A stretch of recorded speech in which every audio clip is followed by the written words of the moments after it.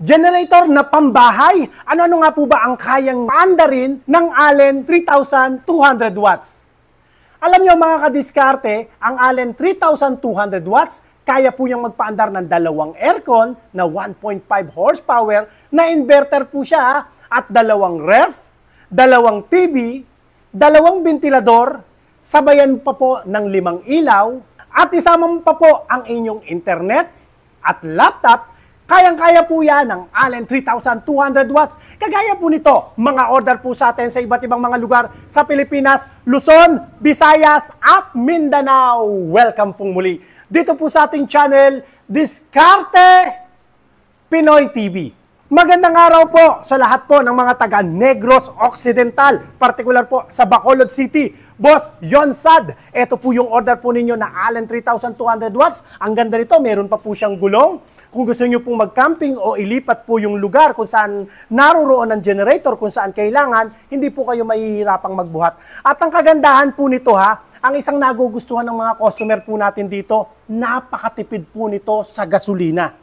Bukod sa matipid po siya sa gasolina, wala pa po siyang 1 litro kada isang oras. Imagine niyo po unlike ng ibang mga generator, 2 litro, 1 litro at kalahati, ito po, wala pang 1 litro kada oras. At ang nagugustuhan pa nila rito, yung tunog.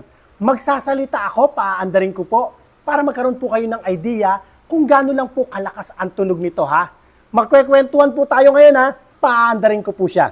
Push button starter na rin po siya. Try natin. Push button. Ayan.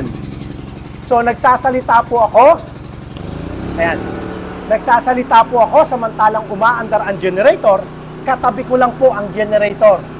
At lalo pa po natin patahimikin mga kadiskarte. Pag pinindot po natin ang eco mode, mas lalo po siyang tatahimik. So, mapapansin niyo mas malakas ang boses ko compare po sa generator na ito.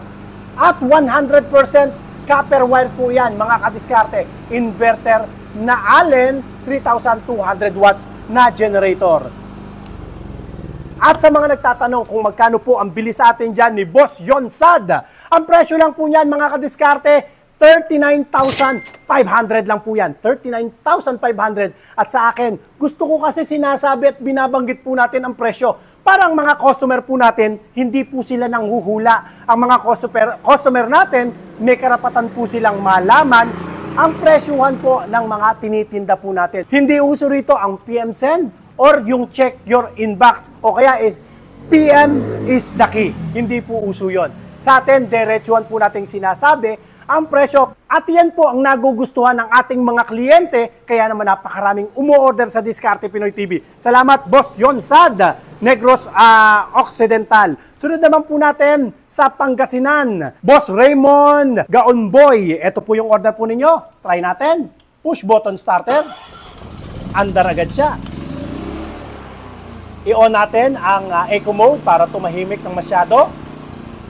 Ayan. Bababa pa po yung kanyang redondo o yung kanyang revolution. Yung RPM po niya, magbabago po siya. Okay? Try nating patayin. Eto pa, kagandahan nito pagka po siya, halimbawa, pagpalagay na natin, matagal na hindi nagamit, na lobat, pwede nyo po siyang paandarin through recoil starter na napakadali. Okay. Maraming salamat po sa inyo mga kadiskarte.